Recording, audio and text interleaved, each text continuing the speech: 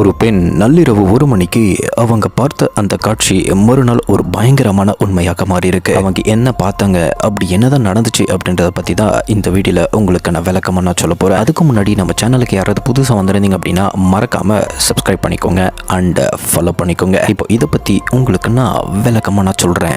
ஒரு ஞாயிற்றுக்கிழமை அதிகாலை நேரம் சுமார் 1 மணிக்கு ஒரு பெண் தன்னுடைய நாயை வெளியில கூட்டிட்டு போலாம் அப்படின்னு சொல்லிட்டு வீட்டை விட்டு வெளியே வந்திருக்காங்க. அவங்க வசிக்கும் பகுதி பாதுகாப்பு குறைவான நெய்பர்ஹுட் அப்படின்றதுனால இரவு நேரங்கள்ல எப்போதுமே ரொம்பவே கவனமாக இருப்பாங்களா. ஆனா அந்த இரவு பில்டிங்கை விட்டு வெளியே வந்த உடனேயே ஏதோ சரியில்லை அப்படின்னு சொல்லிட்டு ஒரு ஸ்ட்ரேஞ்ச் ஃபீலிங் அவருக்கு ஏற்பட்டிருக்கு அப்படின்றத சொல்லணும். அந்த பெண் வெளியே வந்து பார்த்தா தெரு முழுவதும் வீர்ச்சோடி இருந்திருக்கு. ஆனா சாலையோரத்துல மட்டும் ஒரு ஒயிட் வேன் நிறுத்தப்பட்டிருந்திருக்கு. அந்த வேனுக்கு பக்கத்துல 3 ஆண்கள் நின்றுட்டு இருந்திருக்காங்க. அவங்கள பார்த்ததோ அந்த பெண் அவர்களுடைய கவனத்தை ஈர்க்காம இருக்க தலையை கீழே குனிஞ்சு உட மேல போட்டுட்டு நாயுடன் அமைதியாக கடந்து செல்ல ட்ரை பண்ணியிருக்காங்க.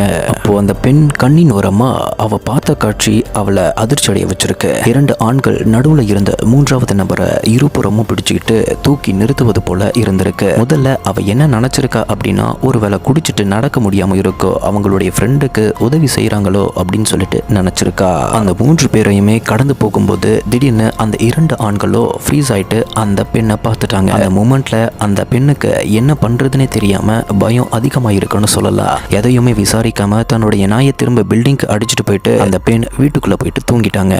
மறுநாள் காலையில நாயை வெளியில கூட்டிட்டு போலாம் அப்படின்னு சொல்லிட்டு எலிவேட்டர்ல போயிட்டு இருக்கும்போது அங்க ஒரு நோட்டீஸ் இருந்திருக்கு. அதுல முந்தைய இரவு நடந்த சம்பவத்தை பார்த்தவங்க யாராவது இருந்தா தகவல் தெரிவிக்கும்படி கேட்டிருந்திருக்காங்க. அதற்கு காரணம் அந்த பில்டிங்க்கு பக்கத்துல ஒரு டெட் பாடி கண்டுபிடிக்கப்பட்டிருந்திருக்கு. அதை பார்த்த உடனேயே முந்தைய இரவு அவள் பார்த்த அந்த 3 ஆண்களோ அந்த ஒயிட் வேனோ அவளுடைய நினைவுக்கு வந்திருக்கு அப்படின்றத சொல்லலாம். அவ முதல்ல நினைச்சது தவறு அப்படின்னு சொல்லிட்டு புரிஞ்சுக்கிட்டாங்க. அவங்க குடிச்ச நபருக்கு உதவி செய்யல, ஒரு உடலை எடுத்துக்கொண்டு வேனுக்கு நகர்த்தி கொண்டிருந்ததாக அவங்க புரிஞ்சுக்கிட்டாங்க. அந்த இரவுக்கு அப்புறம் தன்னுடைய கட் ஃபீலிங்க ஒருபோதும் இக்னோர் செய்யக்கூடாது அப்படின்னு சொல்லிட்டு அவங்க முடிவு செய்ததாக கூறப்படுது. இது ஒரு உண்மை சம்பவமா அப்படின்றத கேட்டீங்கன்னா ஒரு முக்கியமான ஒரு விஷயம் நான் சொல்றேன். இந்த கதை கிரீப் ஹப்ல பகிரப்பட்ட ஃபர்ஸ்ட் பர்சன் ஸ்டோரியாக தான் நம்மளுக்கு கிடைச்சிருக்கு. இதற்கான police report, exact location, case number இல்லைனா இண்டிபெண்டன்ட் நியூஸ் கன்ஃபர்மேஷன்ஸ் அப்படின்னு சொல்லிட்டு நம்மளுக்கு எதுவுமே கிடைக்கல. அதனால இது 100% வெரிஃபைட் ட்ரூ கிரைம் கேசஸ் அப்படின்னு சொல்லிட்டு உறுதியாக சொல்ல முடியாது அப்படின்றத சொல்லலாம்.